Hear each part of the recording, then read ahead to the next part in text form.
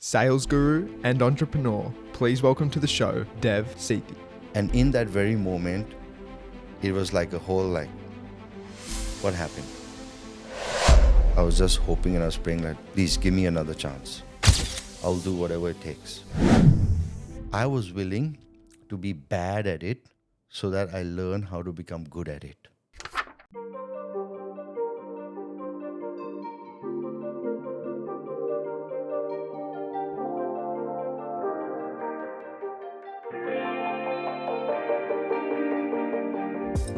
All right, welcome back to the Quest for Success podcast, and thank you so much for tuning in once again. We're really looking forward to today's episode because we've reached the point where we're actually getting referred guests by some of our close friends. And so today's guest is Sethi, who is a sales coach and sales consultant. And so we're really excited to kind of dive into the world of sales and also your journey as well. So Dev, thank you so much for joining us. Happy to be here. Thanks for having me. Thank you, Dev. So Dev is the managing director of Stellar Wealth. Dev, before we go into full detail of your business as well as your journey, Dylan's got a question for you. Sure. So we like to start this conversation and really set the ground rules by asking a very simple question. What does success mean to you? So I think success, for me, it's more about having the choices to do what you want, when you want, with whom you want, whenever you want. So I think it's all about having that choices. So it could be in terms of money, it could be in terms of spending time with family, it could be in terms of, doing a health thing, whatever you want to do. But it's about having the choices whenever you want. You want to spend it with whoever you want, however you want. It's about having choices. Choices. Yeah, so it's really about having agency and freedom for you. Yes. But we gave a very high level introduction to you. But if you're going around and introducing yourself to a stranger, what would be your introduction? How would you introduce yourself? So for me, I would like to say I'm an ordinary person that likes to do extraordinary things. Awesome. And I'd like to help other people reach that extraordinary level as well. So my business is really around helping people succeed, right? And help them actually be able to get their financial success, give back to their family, and then give back to their community. That's what I like doing. Right. Is that the purpose of Stellar Wealth? So Stellar Wealth, actually, the name itself, so Stella is a name of, it's an Italian word which means star. Yeah. Right? And wealth is, for me, it's beyond just money. So I like to feel that anybody who's doing something, it's making an impact beyond money. And internally, the self-image is we are all a superstar, right? So I got those two names and I combined and I created a company called Stellar Wealth. And what Stellar Wealth does, it does two things. So it started off by actually helping coaches and consultants learn how to close sales. And I'll share a little bit more how I got into the journey, but really close sales and build a 6-figure business and beyond in the coaching business. And then as I grew, it became a consulting business in sales where companies earning over $1 million plus were coming to me and says, hey, can you help us optimize our sales, build our sales team, build our sales process, show us how we can go to the next level. And that's how the consulting business started. But it started with the coaching business first and then moved into consulting. Awesome. Yeah. Right. And so before we dive too much into your current career, I want to take a step back because what we found is childhood plays a massive role in someone's journey. And so how do you think your childhood has shaped who you are today? I'm very grateful to my parents to start with. My childhood has not been a very tough journey, I would say. Okay. But there was a turning point and we get back to that. So for me, when I grew up with a lot of love in the family. So my parents did everything they could to actually get me the best education. So I was born in Thailand, I studied in India, and then I moved to Australia. So my childhood was full of love, full of good relationship. But when I went to India to study boarding, that's when I really realized that, hey, it's not just about the family. It's actually about being able to stand on your own feet as well. So I went to boarding school, literally from kindergarten till year 12. So I was in boarding school. I went to boarding school when I was 4.5 years old, right? Kindergarten. Wow. Yeah. So from 4.5 years old till I graduated year 12, it was purely like learning how to stand up on your own feet. So even though I had come from a family where I got everything, but when you're in boarding school, you're by yourself. You got to stand up by yourself. You got to actually look at how to be tough. There will be people around you that are good to you. There will be people around you that will bully you. There will be people around you that will agree or disagree with you. There was a lot of competition, especially in India, as you know. There's a lot of competition, right? So all that I would actually say shaped who I am. So yeah, childhood plays a very important role. You get all these kind of certain beliefs that you get as well. I come from a family where it's very traditional as well, yet modern, but I've started off very traditional. So the values that you get is certain things about money, certain things about success. It's a very different belief I had of what I have today. And but yeah, my childhood, I think it was really shaped with, first of all, I was very secure from a love perspective in family, but really what shaped me was the tough times I went in boarding school. And that really made me independent. Yeah, so 4.5-year-old going to a boarding school. Yeah. What was I mean, you might not even remember that time, and you're away from your family. I was and away. you're talking about love. It was kind of distance love, right?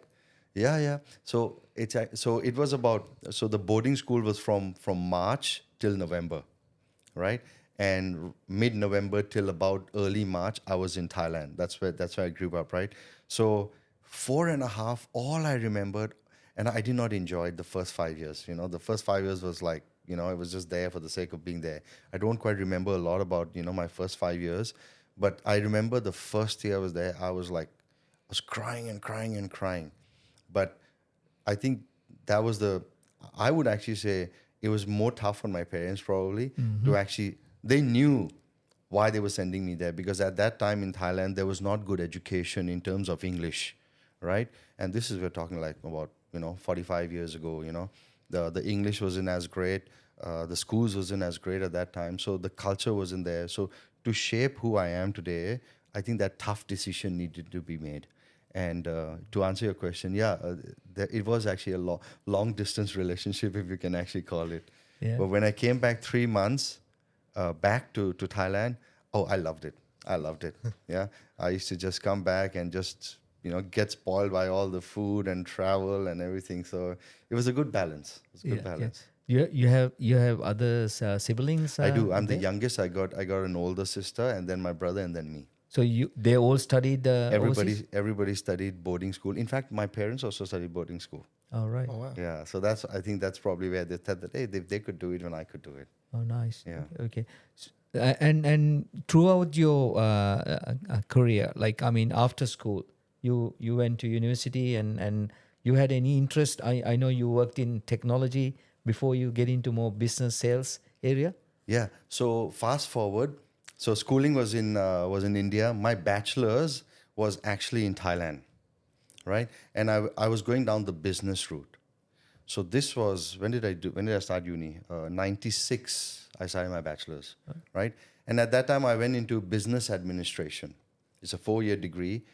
Very soon, in 2 years, I'm like, hey, man, there's IT coming up in this world, And then I did a major in business informations, right? And that's when I started my IT. I learned my first programming in uni. And then after 4 years of bachelor's, I got a scholarship to come to Australia. And that's when I did my master's in IT here. So initially started in business and then transitioned into IT. Yeah. What's your parents' background? Were they... My parents' background, they are in business as well. They're mainly in wholesale trading business. Okay. They all started there, correct. So did you had any choice to work with your parents? Oh, yeah. But I was not interested. Yeah. I was not interested. So the reason I was not interested is I was the youngest one as well, right? And my sister was there, my brother was there. So my brother joined my dad, and I was like, hey, if you've joined, let me go and do something, let me go get a job. Something different. And very, very surprising, everybody was in business. Everybody I surrounded in Thailand, my parents, was in business. When I said I'm going to go and get a degree, I was the first person in my family to actually get a degree. I was the first person in my dad's extended family to ever get a master's degree. Wow. Right? Nobody had done. And if you talk about the family business, they had big families, right? So Yeah. so my dad's dad had 10 siblings. Yeah. Each of them had 10 kids. So that's already 100. And if you include all their grandchildren, you're looking at around 400 people. And I was the first one to actually get a master's Oh, that's a degree. big family. Yeah. Big family. Yeah, so everybody was in Thailand, but yeah, that's how it is. Huh. And so that's so interesting because that's almost counter to the normal. Oh, right? yeah. Whereas most families and most parents are pushing their kids, oh, go to university, go get a degree. You kind of had the opposite. Totally. It was frowned upon. It was frowned upon, right? It was frowned upon very early days when. So, it's how do I say this? If you get something a lot of one thing, you want the other thing that you don't have, right? So I had everything, but what I didn't have was like my own independence. You know, I wanted to stand up on my own feet. I wanted to, although like I said, I had a good family life, I had this, but I wanted to be me. I wanted to be me. I wanted to find like who I am. What does success mean to me? What do I want? Like, you know, so I said, I'm just going to go for a degree. I'm just going to go get a job. I just want to go and find out. So that's one thing led to another. Yeah. So coming from a very traditional background, as Yeah. you said, you know, was there a challenge? Like anyone say, no, this is the way it should be? Or No, actually, it was opposed to, like a lot of people like in the community said that, hey, why are you getting a job? Just join the business, you know. But you know, as time grows, one thing was very good in my family. One thing was very good is my parents were also very like they adapted very well. And in the year 1997, it was an Asian financial crisis, right? So you remember 2008, there was a global Yep. financial crisis. Equally as bad was in 97 in Asia. okay, So I give an example. So I was in Thailand and all the Southeast Asian countries had a global financial crisis. $1, which is about 25 baht, right? In 1 year, it became 54 baht. So the currency just devalued. There's like over 60 financial institutions in the country just failed, right? Collapsed. Thailand at that point they had to take a loan from the IMF, right? So it was a terrible time. And it was just about that time when I was in uni my second year. And that's when I decided that I'm going to go down the IT, get a job. And at that time, the business back home was also not very like, you know, it was actually at the going down. And then because I said I want to go get a job, I want to find like who am I think that also supported the decision. Yeah. So change from business to technology, that's a kind of a total different direction. Yeah. Did you actually enjoy working in the technology? Oh, I loved it. I absolutely loved it. When I was in university bachelor's, I loved it. And I was like, this is it. This is actually it. So I did very well when I was in bachelor's as well. And then there was a lot of university in Australia. They had come and done an exhibition in Thailand. And I went to apply and then I got a scholarship. I'm like, that's it. I'm going to just do that. So I just flew to Australia. It was in Gold Coast. My university was in Gold Coast, Bond University. And I loved it. I absolutely loved it. And I enjoyed programming a lot. Initially, I didn't. I was a very tech kind of a guy. I like tech. I like gadget. You talk to me all these latest mics. You know, I loved it. I love it, you know. And when I was programming, so I must have said I've loved it like 6-7 times. So you now know I actually enjoyed it. Yeah. And was there a particular area in technology that you kind of found your niche in? Or? So what I found, I actually enjoy working with people a lot. I actually enjoy working with people, but to get the level that you get to work with people, I had to prove myself, right? So I literally started right from the bottom. Like literally, although I did a master's degree, but I had to start right at the programming level. So I went in. And I was like, hey, this is good fun. And I wasn't good at programming. Out of uni, you're not good, right? You know the theory. Although I actually went back after I finished my master's here, I went back to Thailand. I got a good job. But I started at a programming level. But I had one thing. One thing I always had is to be good in life, to grow, you have to be able to work with people. So even though I was like an IT programmer and I could speak to the computer really well, I wasn't very good talking to people. So I said, I need to learn that skill. So I made it like a very conscious effort right from the start to actually say, get interested in others. And it just one thing led to another, and then I just found myself that, hey, it's what that's all what's it about, working with people. That's interesting how you looked at technology, because coming from a different background, I didn't come from a business background, but then I went to technology as well as a business analyst.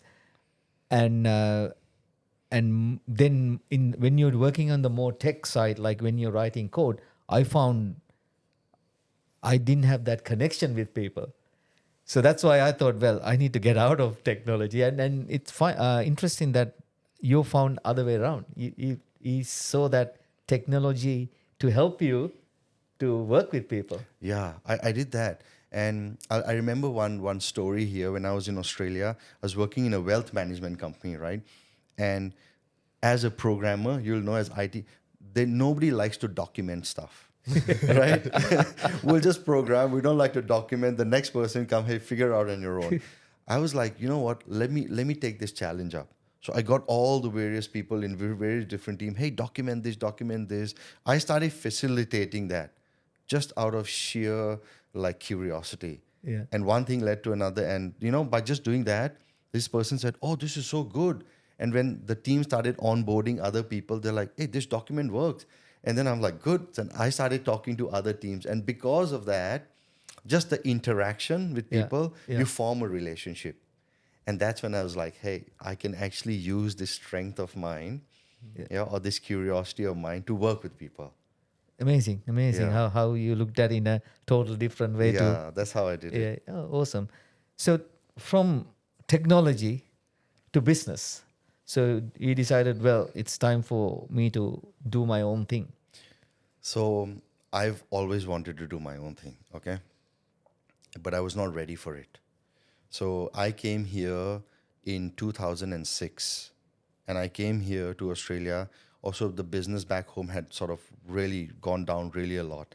And I was like, I need to be able to come here and stand up on my feet. So from having everything, I had nothing.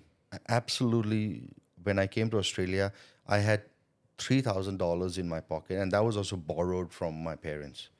I absolutely came zero. And I'm like, the only dream I have is I want to stand up on my feet, give back to my family. That's it.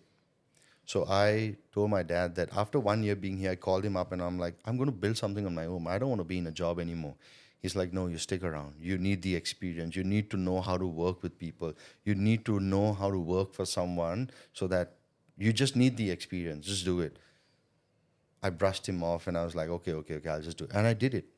And I was there. I was in for the next 12 years. I just kept in my job. Then 2018 happened. It was a global. It was not. It was a turning point in my life. 2018. So that my dad was visiting me, right? And I was growing very well in my job. By then, from a programmer, I was working in a company that I became the IT strategy manager, Australia wide. Okay, for a very big brand, Toyota Finance. I was working in that company. 2018, my dad was with me on Thursday, right here in Australia. He flew back on Friday, and on Saturday, he entered ICU. So his heart rate went from 80 to 190. And in that very moment, it was like a whole, like, what happened? So that was like, so I was crying and I was feeling really bad. And I was like, there's so much more I need to give back to my family, so much more. So I flew back. And so I flew back on Saturday. I reached there Sunday. In the ICU room, at the footstep of his bed, I was just hoping and I was praying, like, please give me another chance. I was praying to God, right? So give me another chance. I'll do whatever it takes. So he's alive. He's happy. Everything. It was in May 2018. I flew back in June, and I made the decision that I'm not going to stay in my job, because no matter how hard I work in my job, my income is fixed. There are certain boundaries I need to play with. it's okay for some people, but for me, it wasn't okay. So then I was like, I'm going to step out and build my own business. It was in 2018, June. But how do I build a business? Although I came from a background in business, I was like, nothing happens in business until a sale is made, until you get a customer.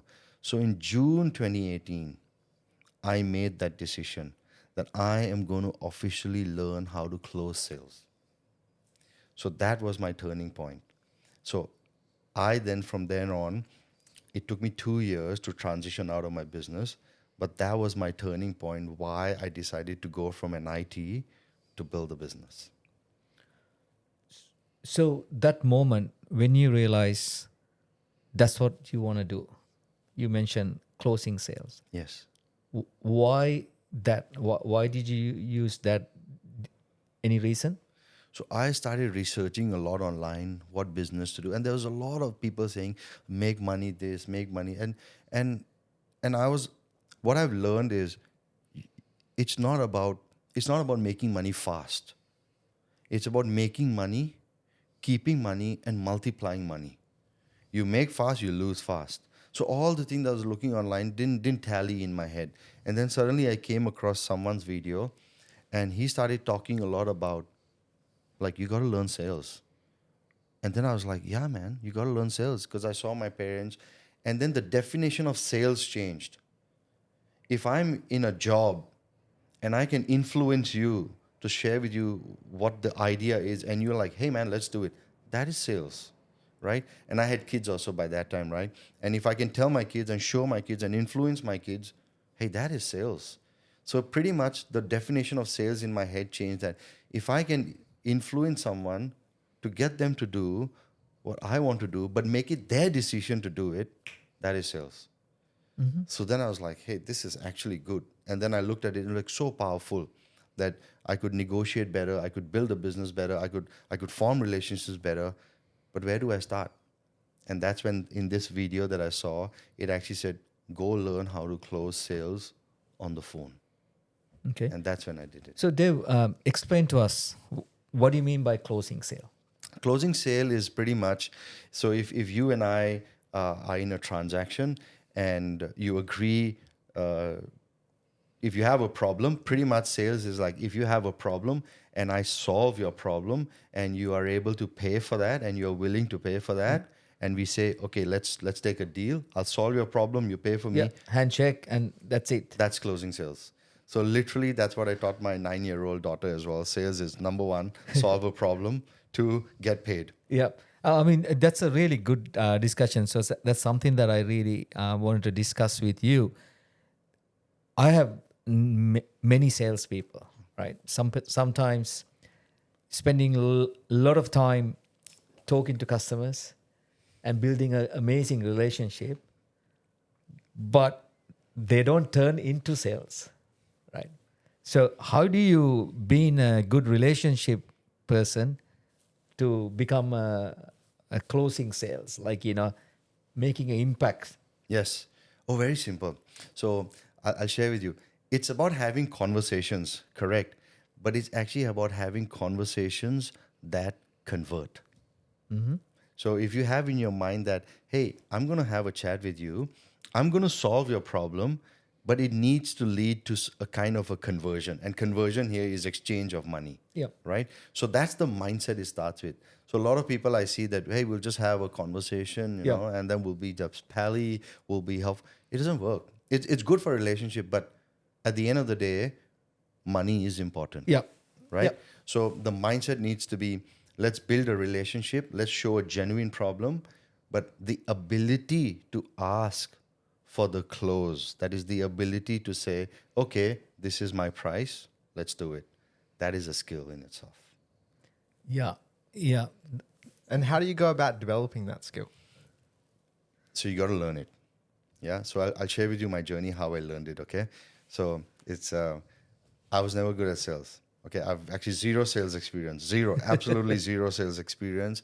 I was in IT job. But when I made that decision in June 2018, so I spoke to my wife. I had very young kids that time, 1.5 and 3.5, really young. So I told my wife, look, I need to learn how to close sales now. I've got a full-time job. I had a big team. I had like a 28 people team, right? Including contractors and all. And then I was like, I need to close sales. So when I used to reach home at about 6:30, I used to reach home. I play with the kids for about 2 hours. From 8:30 at night till 12:30 at night, I used to close sales for the European region or for the US region. And then the whole of Saturday, the whole of Sunday, I used to take calls. So the way I got good at was just by doing it. So there's a phrase that I eventually learned is I was willing to be bad at it so that I learn how to become good at it. Right? A lot of people, what I found is they want to just be good without doing the work. It's not possible. You got to do the work. It's okay to be bad.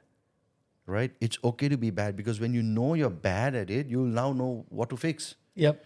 So in the course of, and this is what happened from June 2018, and by the time I transitioned out was about 2019 December, for 18 months straight, I was working 40 hours in my job, and I took on the side 50 hours of phone calls every single week. So I was working 90 hours per week for 18 months straight nonstop. What were you selling? I was selling, there was people online selling their coaching services, their consulting services. I was selling for a real estate as well. I was selling for sales coaches as well. I sold like so many things. So you just want anything that you want to get that practice. Correct. So I took over 4,000 phone calls. Each call was about an hour and a half. Wow. So you do the math, about 6,000 hours worth of work in 18 months. Yep. So to answer your question, how does someone get good at it is you got to do the work. Yeah. There's no fast success. But once you do the work and you come to one level, it gets easier. It gets easier. Yeah. So I was willing to do the work. And I would also encourage that, like, if anybody wants to get good at, This is great advice. I am not from sales. And when I did that, in a span of 18 months, I helped others close sales and I helped them to close over $1.5 million in sales, right? And that led to me being nominated in Canada across 6,500 people, 150 countries. 5 people were nominated to be like the sales champion of the year, right? And I won. I got the winner, right? Out of those 5. So I was named as the sales closer of the year 2019. Wow. And so what I'm sharing here is from someone who absolutely has zero sales skills, right? Never done sales, and like getting an award, closing sales, winning the award. Man, if I can do it, anyone can do it. Yeah, that's a really good advice because I was having the similar kind of discussion with Dylan because he's a young guy. He just got a degree, went to Stanford, so he's full of confidence, Yeah. right? But for him, I keep saying it's a numbers game. Continue to go and talk to people. If you want to build your business, it's about how you talk to people, educate them, and then convert them. As Yeah. you said, no point just talking about it. How can we get them on board to your idea? But sometimes kids like Dylan, in their own right, they're very successful, but don't want to go into that initial face-to-face interaction with someone or just interaction with someone asking something. It's tough, right? It's very tough. But the key is you got to start somewhere. So for me, I started over the phone and I just kept calling. And the beauty part is the human body is very, very adaptable. You get rejected so many times that it just becomes, okay, no problem, pick up another phone call. Like you just get immune to it. Yeah. You just get immune to it. And second thing is the pattern will be discovered. Like if someone's talking to you in some shape or form, you will develop your own style of pattern that, I know where this conversation is heading. Mm-hmm. And if you know where the conversation is heading and you've done it a lot of times, you probably can predict the outcome. So if you know it's going to head that one which you don't want the outcome, you can fix it earlier. But if you don't do a lot first, you will not know the pattern. You will not know how to fix it. And you will just keep screwing up. Mm-hmm. So, Dev, this is a lot of learning out of this for both of us. We're getting a free consultancy from you. Happy to share. Happy to share. It's all good. Thank you. And so, how do you define someone good sales to a great salesperson? Is there any difference? Oh yes, you can tell. Number one, I think the number one quality of a great salesperson internally is being very curious. Like being very curious. Like if you tell me something, so what I share is, suppose someone tells me no initially, I'll be like, oh, this person doesn't know what they're doing. They don't know my product. My product is good. So what I'm doing here is I'm judging you. Like you don't know stuff. You don't know this. So very soon I switched. I switched from being judgmental to actually being very curious. So I started saying, why are you saying no to me? I'm now curious. I can see the value. Why are you saying no? Is it because you don't see the value or because I didn't show you the value? You know? So I started being very curious. So the phrase that I use in my mind is be curious, not judgmental. So a good salesperson is very curious.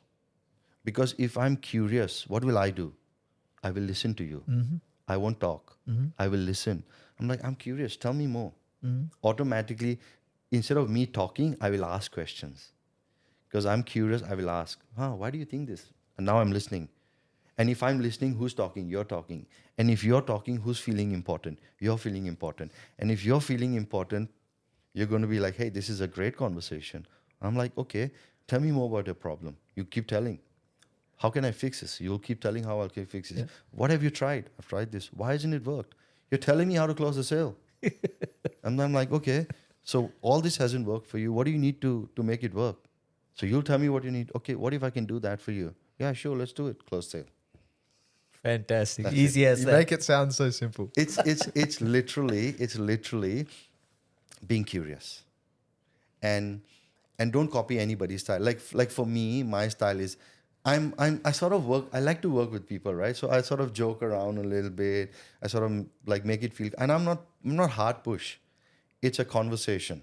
Yeah. A conversation that converts. And create that value, as you said. 100%. Yeah. A sale will never happen if you cannot solve a problem. Yeah. They don't care about your product. Like nobody cares. So that's what I'm saying. After I took like that 4,000 calls, like over 6,000 hours, there's a pattern you develop. And of course, there are people that will come to you and you know they're time wasters. In the beginning, I know they were time wasters, but I just went ahead anyway because I wanted to feel that emotion. Yeah. And I can control it. Yeah. Now, time wasters, I can say, you're a time waster, you're good, you're not good. I'm like, you find the pattern. So how do you find a time waster, like fast? So that's another skill. That's another skill as well. So when I say a time waster, a better word to do it is someone who's not qualified. Yeah. Right? So let's say, for example, if I'm helping someone make at least 10K a month, for example, and someone comes to me and says that I don't have any idea what business to do, absolutely zero idea. That means they've not even started it. So I won't close the sale because it's not my market, right? Yeah. So I will look for that qualification aspect. And I'm like, hey, why don't you go do this? Give them some free resource. Go watch my YouTube channel. Go do this.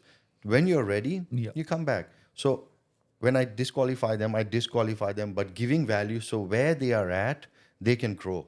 Yeah. They're not ready. They're not ready yet. Yeah. So when I say time wasters are like people they're not ready or they're not ready now. So you just disqualify. I think you said a very key word there. You said yet. Yeah, yet. They're not ready yet. They're not ready yet. And I think that's a key element as well. You know that they may potentially be your customers one day. And so supporting them, but knowing when is the right time that you can actually add value. And so I want to ask you another question. What is the biggest mistake that you see, especially young salespeople making? Or they go for the sale too fast. Yeah, they're too attached. I was there. So when I'm attached, oh, this person, I'm going to close this person. I'm going to close the sale. No, like don't go for that. I'm going to go listen to the person to see what problem they have. Is that the problem I can solve? What results they want? Is that the result I can give? That's all. So the number one problem I see is like going for the sale too fast. Like I'm going to close everyone. It's not possible. It's interesting because we had a similar discussion. I have a study group. We talked about sales because one of the key issues in our group, they see there's a lot of good business development people. They bring customers, potential customers, but they don't know how to close that deal.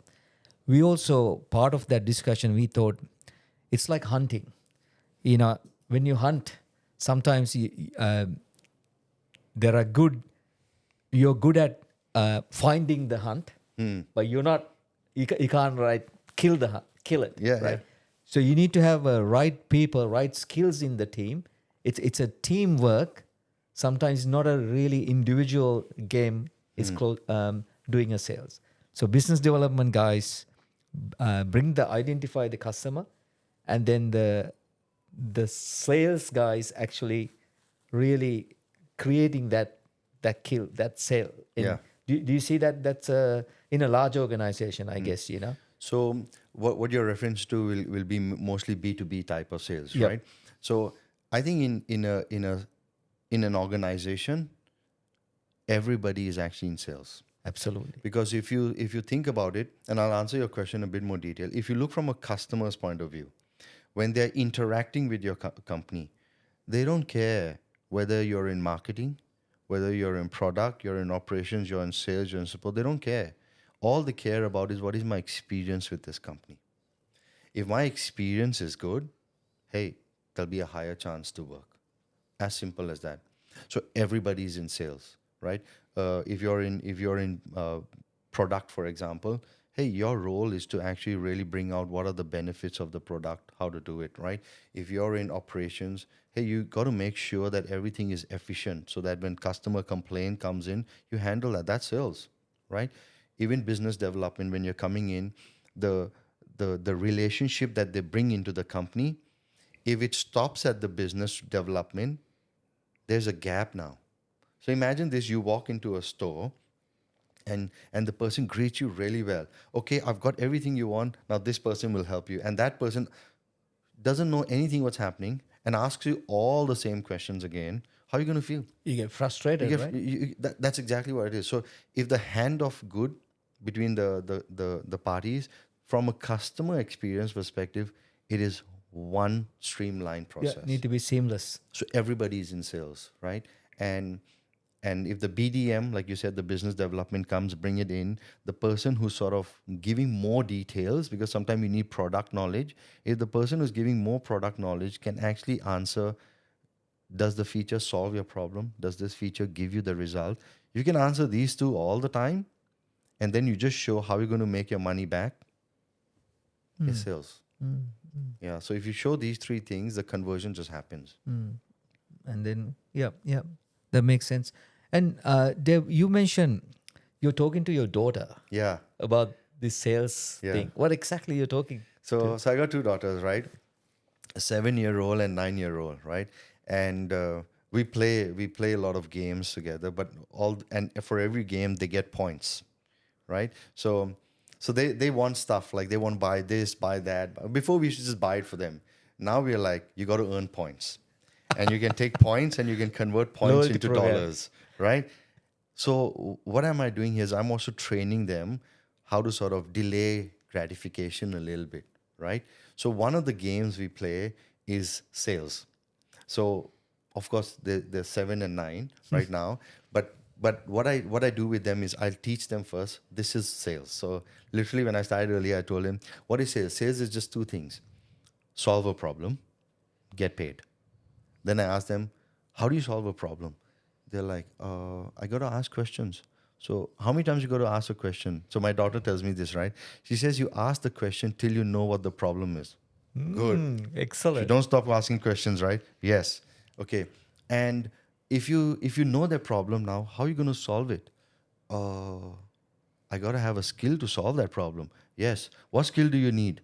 Depends on the problem. So these are the things that I am actually Critical doing. thinking, right? Yeah. So I'm getting them to think, but literally when they can answer this, And then I do a bit of like after a few days, I'll ask the same question. And if they answer correct, okay, go put your. So I've got this board at home, like a wall at home, which I've painted using the whiteboard paint, right? So they go put their own points.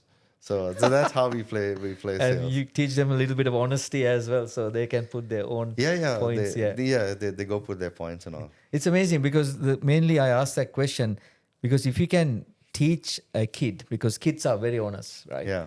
They're not really judging you, just tell you as it is. Correct. Right? Yeah. And if you can teach them and you can get feedback, Yeah. that's a learning for you as well. Yeah, true. Oh, they're the best negotiators. They're the best negotiators. Like my 7-year-old, when she wants something, she says, "No, I want it now." I'm like, "No, I want it now." I'm like, "Okay." Sometimes I have to give in. Yeah. So I got to find a way. And then you can learn as well how to negotiate. Yeah, right? yeah. And that's amazing. And talking about negotiation, Yeah. do you have any key learnings on how to be a good negotiator or a great negotiator? So in that's a good question, right? So in negotiation, I think what we want to look at is it's not always me winning or not always you winning, right? But I'd like to take a bit of a step back, and this is probably there's a book, really good book written by Sun Tzu, okay? The Art of War. It's a strategy book. He says the battle is won before it's even fought, right?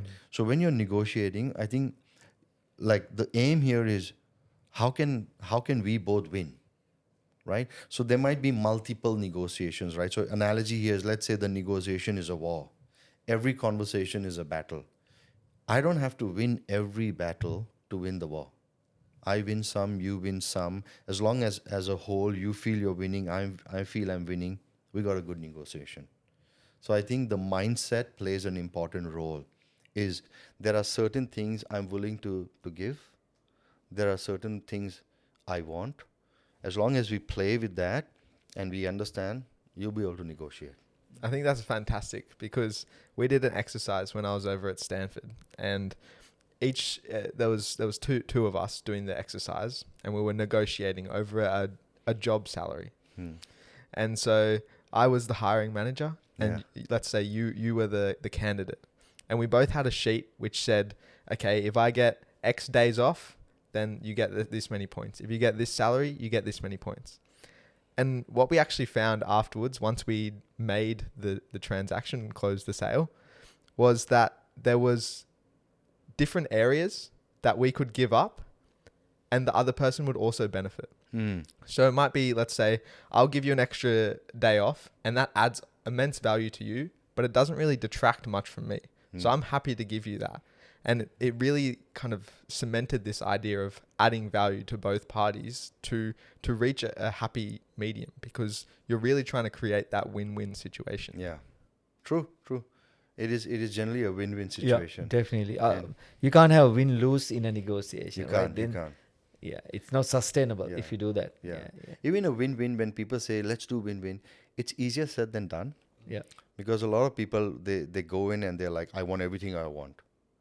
I'm winning, but the other person might not win. So the ability to sort of give you what you want and the ability to get what I want, if we can do that together, it's a negotiation. Yeah, that's awesome. So Dev, this is so much good learning. It's good being here. I'm also enjoying it. Yeah, this is awesome. When you're looking back, I mean, we can continue to have this discussion because we are learning quite a lot. But when you're looking back your journey, you have any role models that? Yeah. So I think when I grew up, my dad was my very big role model. Okay. The thing is, his working is very busy, but at the same time, every Sunday we spend time together. Like when I was, of course, after I came from boarding school, I was always like, we had a great time. So that whole balance, that how he was working really hard but found time for us, I think that is something I live till today. So, for example, my kids and all, I will find the time to spend time with them. I will find the time. So that's a very role model where it's a family-oriented aspect, right? I think family first, but that's one. Second role model I had, who was my mentor. So I looked at him and he was like, you got to look after yourself first. Let's say, if I don't look after myself, I cannot help someone else, right? So that's when I decided 3 priorities. First priority, look after myself first. Number 2, my family. Number 3, my community. Because it cannot be in any other order. If you look after others first and you don't look after yourself, you will come from a scarcity mindset that you cannot give with full heart. It's just not possible because you'll be thinking in your head, I don't have this, I don't have that. So I think my dad, my business mentor, they're my role models that made me realize that I gotta look after myself, my family, and then community. That's so interesting because you say look after yourself, but there's a point I want to counter on that. You were working 100-hour weeks Yeah. to develop yourself, and I understand that, but coming from this lens of looking after yourself, do you think that was a good idea? 100%. So looking after yourself has got multiple levels, right? So there's money aspect, there's health aspect. There will come a time. So at that point of time, it was like I was not stable, you know. So for me to be, I need to feel stable first. So for me to feel stable, I need to make sure that money comes in the door. I need to make sure that, so stability was utmost. So for me, I needed to feel stable because I had 2 young kids, my wife, my wife was a full-time homemaker, right? And I was like, for me, that is the most important because me as a father, me as a husband, I have this responsibility. So I was like, I got to look after me first. So if I can do that, I can then look after them. Right? So of course, certain aspect of health gave way a little bit, certain aspects of eating properly gave way a little bit, but it has its phases. Yeah. So once you get that phase, how fast you do that phase, you can then capture the other phase as well. But it's always one phase at a time. It's hard to do everything at the same time if you want the speed and growth. And reflecting on your journey, Yeah. are there any regrets that you've had? Regrets. I don't know if I had any regrets, but I think where I am today is really with everything that I have done. I would probably say that I would be, if I was to do certain things again, I think the ability to decide faster on the unknown is what I would actually do better. Because a lot of times when I was doing something, I was like, I'm fear of the unknown. I don't know, will it work? I don't know what's going to happen. I don't know. So the longer I stuck in that zone, the longer it would take to get my success or do the action. So I think for me would be ability to make decisions faster. So if I was to go back and says that, hey man, just decide, just decide, and when you do it, would just pivot along the way. So that's what I would do. Speed to action. Yeah. You ever thought that you could have started this consulting business earlier than 5 years back? So 5 years I was still in a job. I actually never thought that I would actually do consulting. I just thought that, you know what, I'll just be a sales mentor, be a sales coach. I'll just do it. But as I did it, I actually enjoy consulting, and eventually there's no difference because if you look at it, consulting is generally to businesses. Yep. Right? What am I doing in consulting? I'm solving their problem, giving them a result. What am I doing in coaching and mentoring? It's not business, but it's probably individual people, right? What am I doing? Solving their problem, giving. It's the same thing, but it's just a different terminology, right? At the end of the day, it's just helping someone get what they want, and you get what you want. I mean, even sales, Yeah. solving problems, right? Same Exactly thing, what same you're doing. thing, same thing. So you pretty Yeah. much, they're different Yeah. labels, but Yeah. exactly the... Yeah. But to answer your question, did I want to do it faster? I wanted to do it faster. When I came here in 2006 in Australia, I wanted to just 2007 do it. But my dad said, hey, just take it easy, man. You need experience. So I think that guiding star to say that just relax, get the relevant experience, Absolutely. learn to manage that emotions, form that foundation, and then the speed will be very fast. Yeah. That's highlighted throughout our discussion. And I don't know, you read that book, the Diary of CEO. I watch his podcast as well. Yeah. And he was talking about having that 5 buckets. Mm-hmm. So one is like if you don't have that knowledge, experience, Yeah. it takes difficult for you to, what you're doing now. Over the years, you build that wealth of experience. So it's easier for you, and you have a better reputation. It's easy for you to Yes. grow your business now. Yes, yes. Yeah. So what's next for Dev?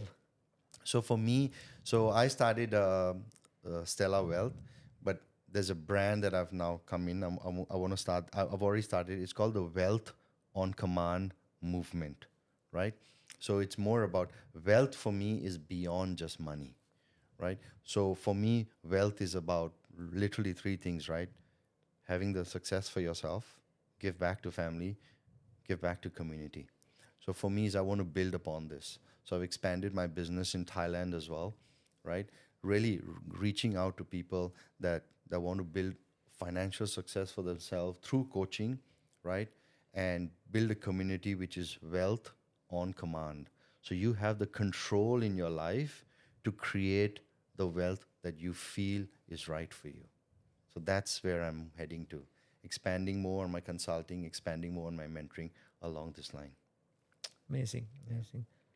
And is it more focused around supporting individuals to do that? So it started off with the coaching and mentoring business, which is individuals, correct? So mainly individuals that are currently in a job and they want to transition and build their own coaching or consulting business. That's a major focus. I still focus on that. But as I grow and I build a team, then I focus on the consulting side, which helping businesses, pretty much the consulting side is helping people streamline their sales. But the goal here is taking businesses from in the business to on the business to above the business. A lot of businesses, they require sales consulting is because they are in the business. And if they stop working, business stops. Yeah. So if you streamline the sales process, build the team, they go from in to on. Yeah. That's where I'm helping them with. It's two segments. Yeah. And through your work with working with a lot of different people who are in that business journey, Yeah. you have a very unique perspective because you get to see a lot of different people. For us, we're trying to find some secrets to success. Are there any key features that you see in some of your clients that make them successful? Yeah. There's actually even I'll share with you. I think the number one area for success is the way you think, is the mindset. So literally, this is what I do every time, right? And if I go out to someone and when I ask them, hey, how did you do this? What do you do? What I'm really looking at, it's not what they did or it's not what they're doing. It's how they're thinking. Because if I can understand how they're thinking, that's what got them from wherever they were to today. So even a lot of my clients that are very successful, the way they think is different from the others who are not succeeding. They might be doing the same thing, but it's how they think about it, right? So I think one absolutely key to success is it's not so much on the external, it's more on the internal. Is how you actually think about things that in your day-to-day life and gives you a new perspective. So I would say that the key to success, one big element for the key to success is the way of how you actually think. So for a young guy like Dylan, just starting his own business, that talking about thinking, is that something that he need to discover, or do you think that coaching kind of thing help? So the good question. There are many ways, right? One is coaching will speed up the whole process, but you got to also figure out yourself, okay? But if you only figure out yourself, it will take an extremely long time. So I think coaching, mentoring plus figuring out yourself helps. But the big difference here is the big difference that I want to actually encourage you is when you ask someone, if you get a coach or if you get a mentor, or you're trying to figure out yourself, if you see someone who's already successful, most people, majority will ask the person, what are you doing today? Show me what you're doing. Because they are thinking, show me what you're doing to get to where you want, right? But that's a wrong question because the level you are at and the level they are at is a different level. The biggest question I want you to actually look at is ask the person, what did they do to get here? Because you are actually at that position. So if you can figure out what they did there and seek the guidance when they were there, you will get the right advice. Because the mindset you are at today and the mindset that they were there at that time when they were starting, it is the same. Everybody feels the fear. Everybody is like, I don't know if it'll work. But they did something to make it work.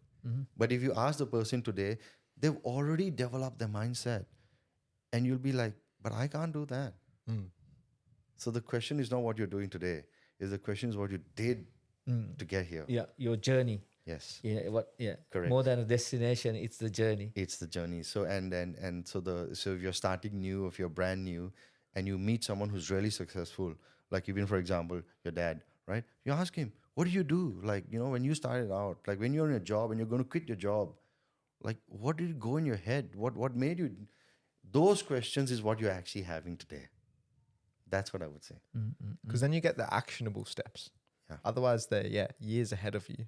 But if you put them back in the shoes that you're in now, then you can get actionable steps to go out and actually make the changes to try and get to where they are now. Yeah. So that's what I did as well. I also made the same mistake that I was asking, what are you doing? Show me, what are you doing? Oh, what's the next big new thing?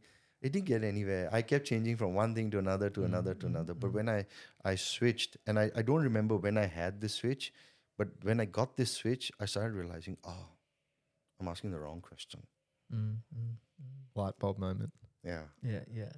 I mean, do you get that when you're doing a lot of things as well? I mean, you're talking about doing 4,000 phone calls, identifying that trends.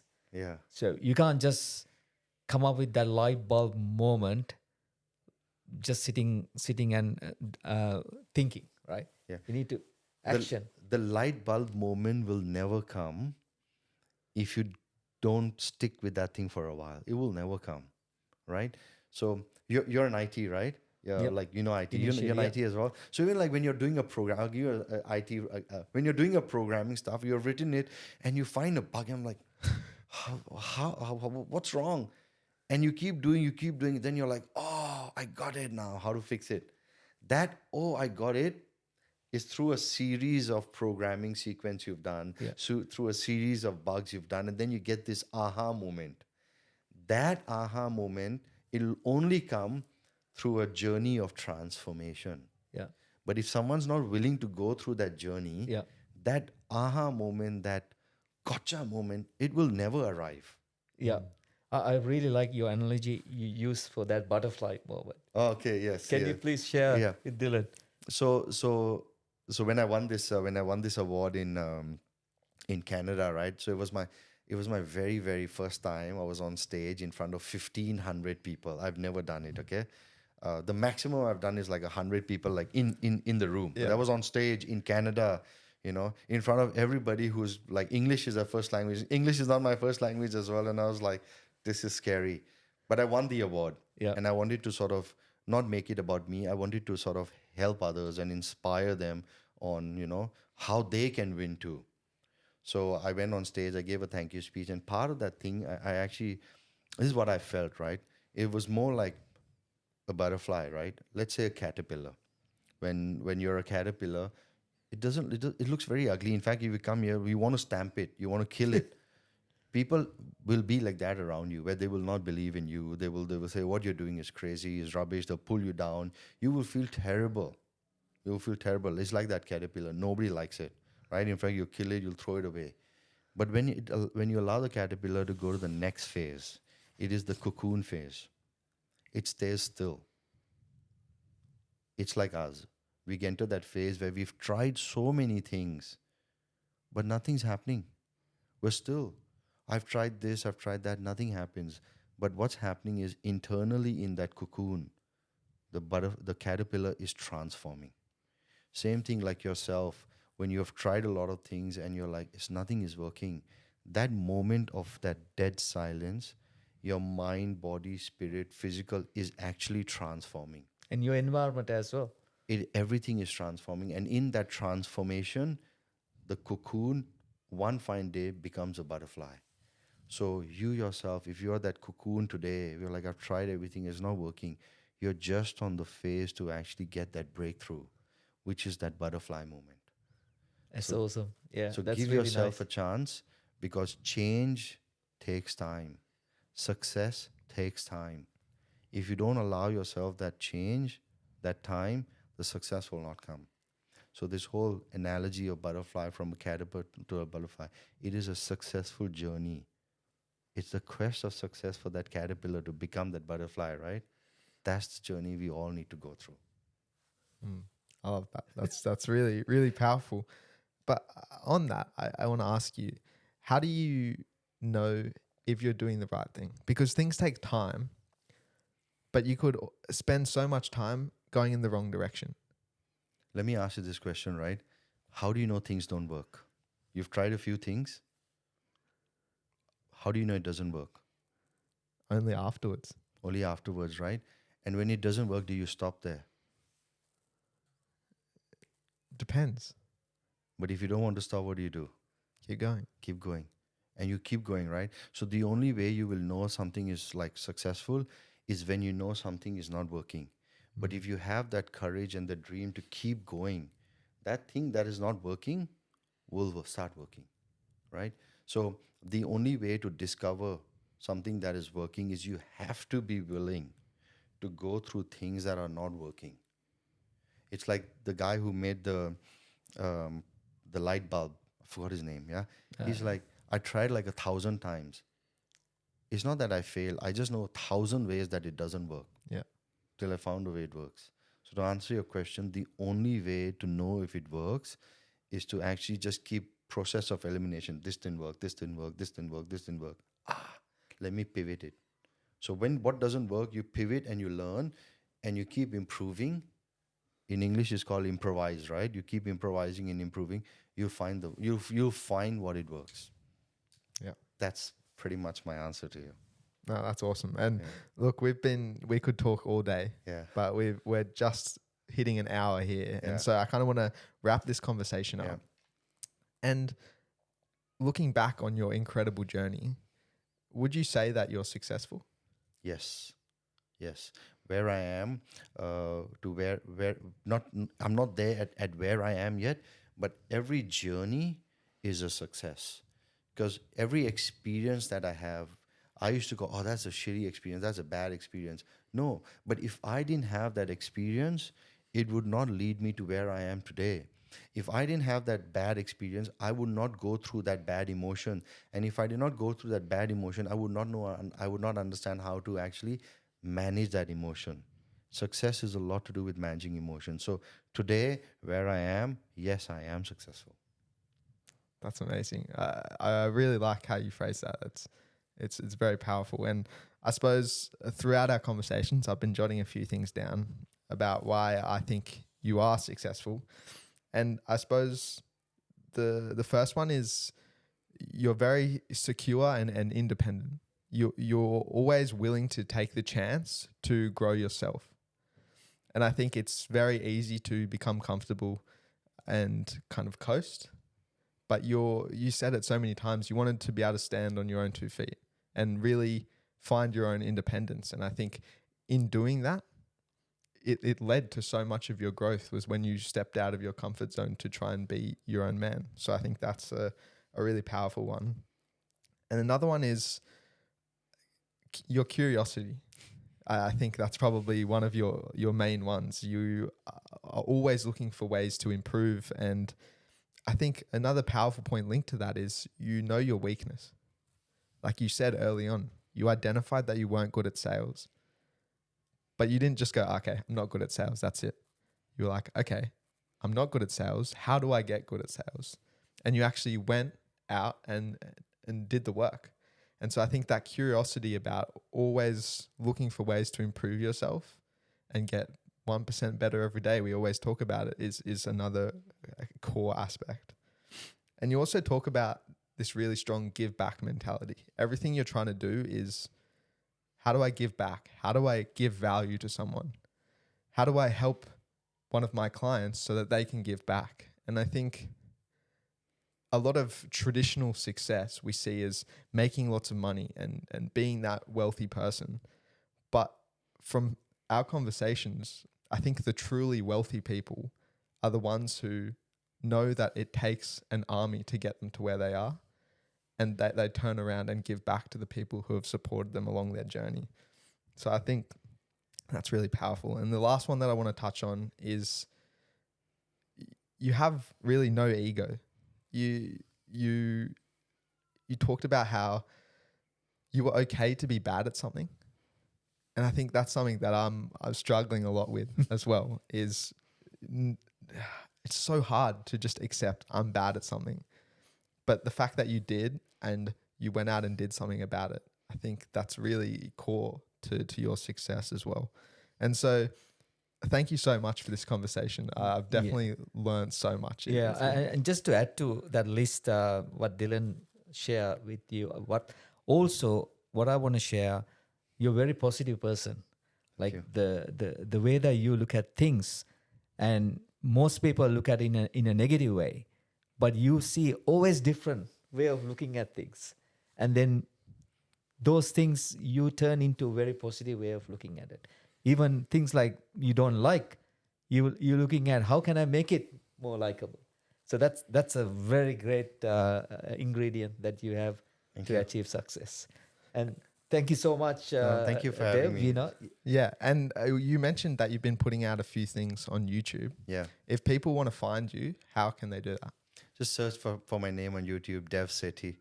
You'll find me. And you're very popular in social, so I looked at some of the videos. Thank you. You can search Dev Sethi Champion. You'll find it. Yeah. Okay, awesome. We'll put the links down in the show notes. Yeah. So Dev, thank you so much. It's been a wonderful conversation. And for those who are listening, if you aren't already, follow us at the Quest for Success Pod on Instagram, and also give us a follow and a 5-star review wherever you're listening to this. And we'll see you guys in the next episode. Thank you very much for listening. Thank you. Thank you.